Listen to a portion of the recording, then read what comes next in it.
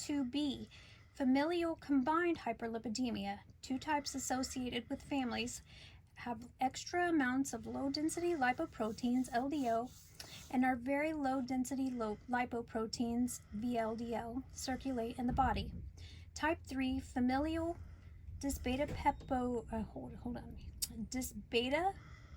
lipoproteinemia, recessively inherited disease, intermediate density lipoproteins accumulate in the blood. High plasma levels of cholesterol and triglycerides. Type 4, hypertriglyceridemia runs in families. High levels of low-density lipoproteins may involve VLDL. Progression of hyperlipidemia. This slide shows the progression of cholesterol plaque formation in the arteries, which can lead to progression of atherosclerosis. Early stages of hyperlipidemia begin with plaque forming in the arteries. Middle stages means that the plaques build up and begin to slow blood flow. This can lead to leg cramps, chest pain, and shortness of breath. Late stage can include plaque buildup that completely blocks the artery.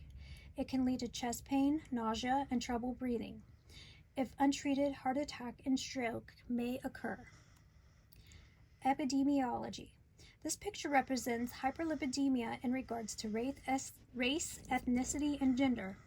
In the U.S., 100 million Americans have elevated cholesterol. 31 million American adults have a total cholesterol greater than 240 meganomoles per dl, putting them at high risk for heart attack and stroke. Risk factors. This photo represents controllable and uncontrollable risk factors. Controllable risk factors include diet, low activity lifestyle, obesity, drinking, smoking, and stress. Uncontrollable factors include family history, hypothyroidism, certain needed medications, and gender. Pathology. This slide shows the pathology of hyperlipidemia and a plaque in the artery. Hyperlipidemia causes fatty deposits in arteries known as plaques.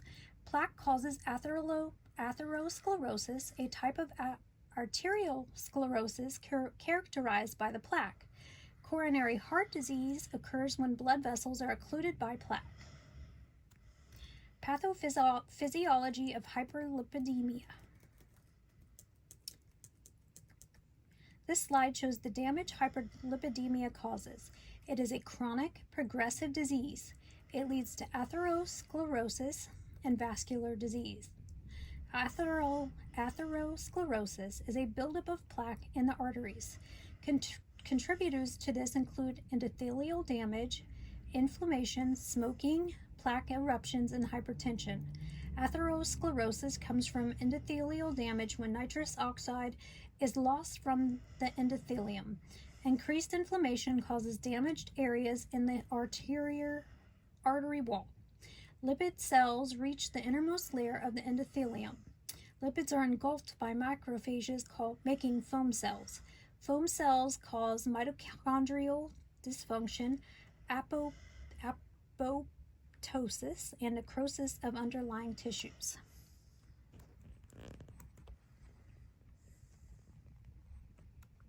Presentation. The picture to the right shows peripheral artery disease in the lower extremities. Plaque builds up in the arteries. Blood has difficulty flowing. Plaque ruptures, forming blood clots. Presentation includes CAD or coronary artery disease. Plaque builds up in coronary arteries, blocking blood supply to the heart. Peripheral artery disease is a buildup of plaque in the peripheral arteries of the extremities, blocking blood supply. Treatment. Lifestyle changes such as diet and exercise is the frontline treatment. FDA-approved medications are typically the next. These include statins such as atorvastatin and pravastatin.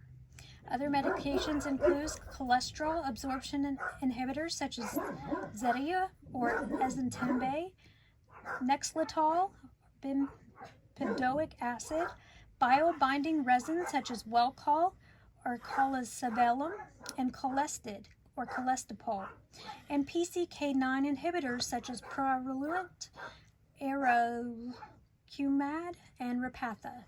Generic is Evolocumab or Evolocumab. Supplements such as niacin and omega-3 fatty acids may also be used. Classification and indications for atorvastatin. Atorvastatin is classified as an HMG-CoA reductase inhibitor, also known as a statin drug.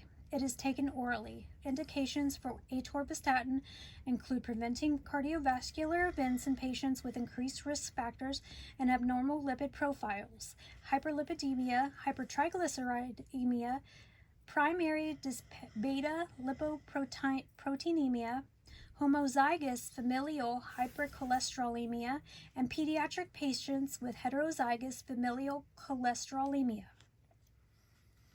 Off-label uses for atorvastatin. This slide shows the off-label uses for atorvastatin. I will not list all of them.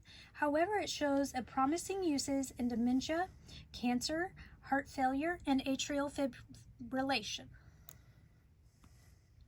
Mechanism of action. Slide photo shows the mechanism of action for statin drugs.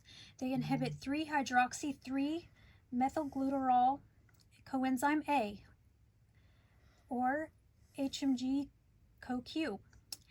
This lowers cholesterol production in the liver. It also stops HMG-CoA conversion to mevalonate. This enlarges the amount of LDL receptors on the surface of liver cells. The result of more receptors is reduced LDL levels. Drug selection. Atorvastatin is the most popular treatment for hyperlipidemia. This is because it increases HDL significantly more than simvastatin and pravastatin. It increases HDL 4.2% at 10% or at 10 milligrams and 5.3% at the 80 milligram dose. It is also much less likely to increase liver enzymes.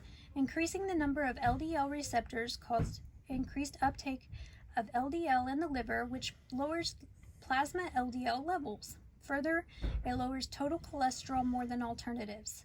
59% of patients on atorvastatin 40 milligram to 80 milligram decreased their LDL by 50%. In summary, cholesterol is a waxy substance that builds vitamins, cells, and proteins. It is made up of hydrogen, carbon, glycerol, and fatty acids. Classes of lipoproteins include chylomicrons, VLDL, LDL, and HDL. Hyperlipidemia is elevated lipid levels in the body. Symptoms include shortness of breath, leg pains, chest pain, confusion, and weakness.